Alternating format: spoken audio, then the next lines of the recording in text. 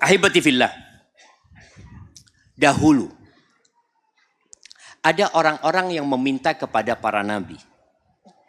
Dan ada yang menjadikan malaikat-malaikat juga sebagai perantara mereka. Memohon kepada malaikat-malaikat Allah. Dengan dalil apa? Mereka berpandangan bahwa malaikat-malaikat Allah itu dekat sama Allah subhanahu wa ta'ala. Allah sebutkan di surat Al-Isra ya. Di ayat 56-57.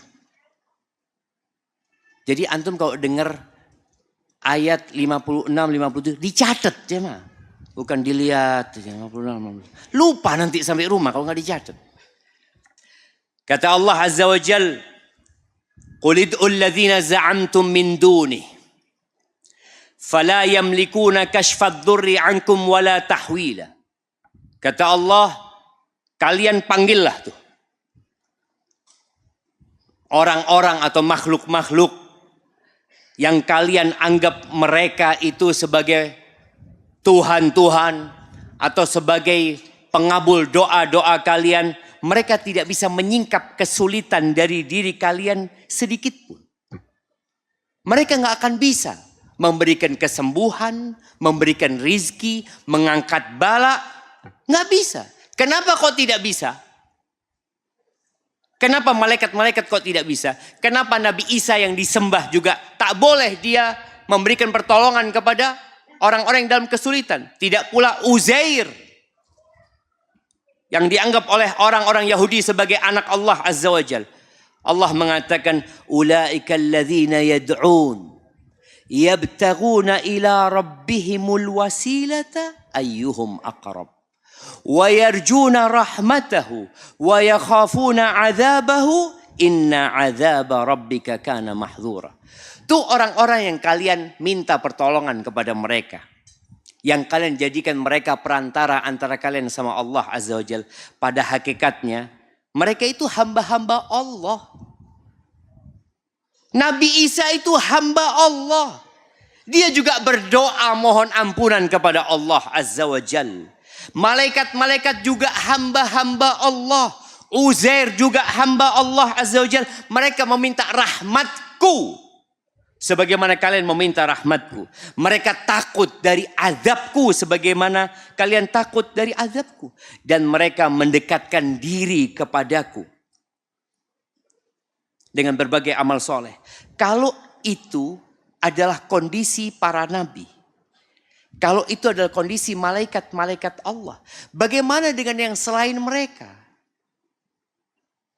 Yang kuburannya dikultuskan oleh banyak masyarakat. Jamaah rahimakumullah. Kita tahu Abu Bakar dijamin masuk surga.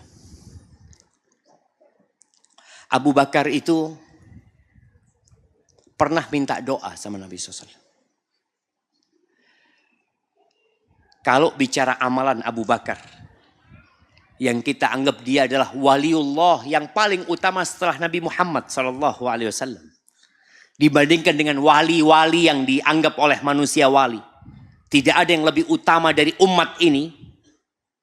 Selain Nabi dan para Nabi, lebih daripada Abu Bakar Siddiq. Abu Bakar ini pernah datang kepada Nabi SAW mengatakan, "Ya Rasulullah, alimni du'aan aqra'uhu fi salati." Wahai Rasulullah, ajarkan kepada aku sebuah doa yang aku baca ketika aku sholat. Apa doanya coba? Nah, mana yang baca doa?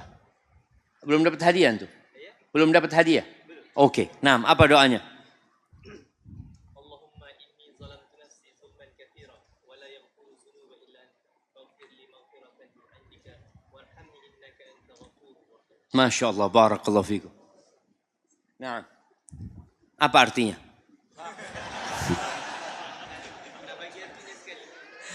Iya, jemaah kita lihat ya. Ini Abu Bakar As-Siddiq yang dijamin masuk surga. Dia tidak pernah ujub dengan amalannya. Ketika dia minta doa, ternyata doanya itu doa pengakuan dosa. Pengakuan dosa. Ini hamba Allah yang mulia. Katakan wahai Abu Bakar, Allahumma, ya Allah, inni zalamtu nafsi zulman katsira. Ya Allah, sesungguhnya aku menzalimin diriku dengan kezaliman yang banyak. Kalau Abu Bakar banyak, bagaimana dengan kita? Bagaimana dengan wali-waliullah yang lainnya? Yang jauh di bawah Abu Bakar dan boleh jadi nggak masuk surga orang itu, jemaah. Yang dikultuskan oleh banyak orang. Orang itu disuruh minta ampun sama Allah. Maka kenapa tadi kita sampaikan bahwasanya kita disuruh berdoa mohon ampunan buat orang itu walaupun waliullah. Walaupun orang soleh, nih orang ustadz, Masya Allah. Setiap hari sholat 300 rakaat. Puasa Daud tidak pernah berhenti. Selalu menghatamkan Al-Quran setiap 3 malam. Tapi ketika dia mati, doa kita buat dia apa? Allahumma gfir lahu. Ya Allah, ampuni dia ya Allah. Maafkan dia Allah. Ini Abu Bakar disuruh minta ampun sama Allah. Dan sebelum minta ampun disuruh membuat pengakuan. Pengakuan bahwa engkau tempatnya dosa. Allahumma inni zalamtu nafsi zulman katsira. Masya Allah. Ya Allah, aku menzalimin diriku dengan kezaliman yang banyak. Faghfirli, ampuni aku ya Allah. Maghfiratan min indika warhamni. Aku kasih ampunan dari dirimu ya Allah. Berikan kepada aku ampunan darimu ya Allah. Dan kasihi aku, innaka antal ghafurur rahim. Sesungguhnya engkau maha pengampun dan maha pengasih. Kita kalau ke kuburannya Abu Bakar, kita doakan Abu Bakar. Kita ucapkan salam kepada Abu Bakar sebagaimana Nabi mengajarkan kita. Ini sebagai bukti jemaah. Bahwa siapapun yang dianggap orang dekat, yang dianggap memiliki karomah-karomah yang banyak, tetap mereka membutuhkan doa dari orang yang hidup. Di malam Lailatul Qadar, Nabi mengajarkan doa kepada istrinya. Apa doanya? Nah, Allahumma innaka afuun tuhibbul afwa fa'fu anni. Apa artinya?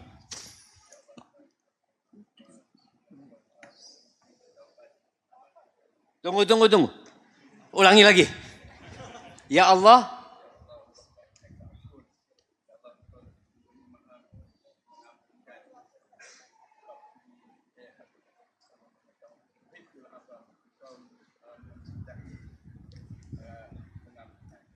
maka ampuni aku.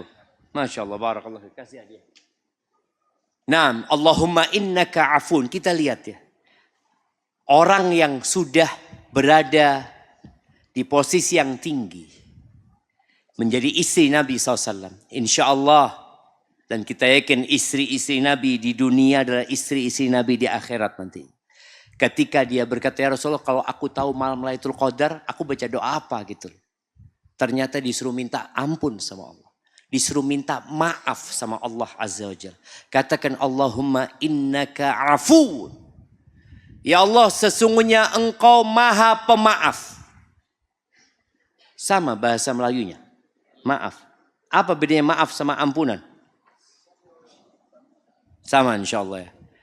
Nah, ya Allah, engkau maha pemaaf. Engkau cinta dengan maaf. Maafkan aku. Minta maaf jemaah. Maka ketika Allah menyebutkan tadi di surat Al-Isra ayat 56-57. Orang-orang soleh yang dijadikan perantara oleh manusia untuk memohon kepada Allah Azza wa Jalla. Padahal mereka minta sama Allah juga. Mereka langsung memohon ampunan kepada Allah. Minta rahmat kepada Allah. Maka bagi kita yang ingin doanya dikabulkan, maka mintalah maaf kepada Allah Azza wa Jalla. Mohonlah ampunan kepada Allah Subhanahu wa ta'ala. Karena sejatinya Allah itu maha pemaaf. Tapi jamaah, kalau antum ingin dimaafkan sama Allah, jangan suka menyimpan dendam sama orang lain. Kita mengatakan Allahumma innaka afu. Ya Allah, Engkau maha pemaaf. Engkau cinta dengan maaf. Maafkan aku. Tapi aku tidak memaafkan saudaraku. Ada sebagian yang seperti itu. Ahibati fillah. Sebagai penutup.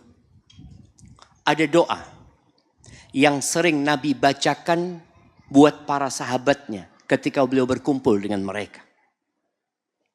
Beliau mengatakan, Allahumma qsim lana min khasyatik ma tahulu bihi bainana wa baina ma'asi. Ya Allah, bagikan buat kami rasa takut kepadamu yang dengannya kami terhalang dari perbuatan kemaksiatan. Wa min ta'atika ma tuballighuna bihi jannatak. Dan bagikan buat kami ya Allah ketaatan kepadamu yang dengannya engkau sampaikan kami ke surgamu. Wa minal yaqin ma tuhawwinu bihi alaina masaibad dunya. Dan berikan kepada kami keyakinan yang dengannya musibah-musibah dunia menjadi ringan. Jamaah, ketika antum berdoa setahun tidak dikabulkan sama Allah. 2 tahun tidak dikabulkan. 10 tahun minta anak nggak dikabulkan sama Allah. Minta yakin sama Allah bahwa semua sudah ditakdirkan sama Allah. Nabi Ibrahim itu berdoa minta anak sama Allah. Rabbi habli minas salihin. Baru dikasih anak ketika umur berapa? 80. Iya, 80 sekian. Hah?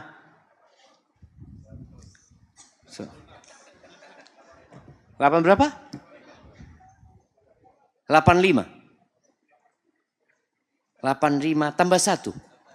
86, kasih hadiahnya, enggak apa-apa. Ketika umur 86 tahun. Jadi ketika antum berdoa nggak dikabulkan sama Allah, anda sudah berdoa Ustaz.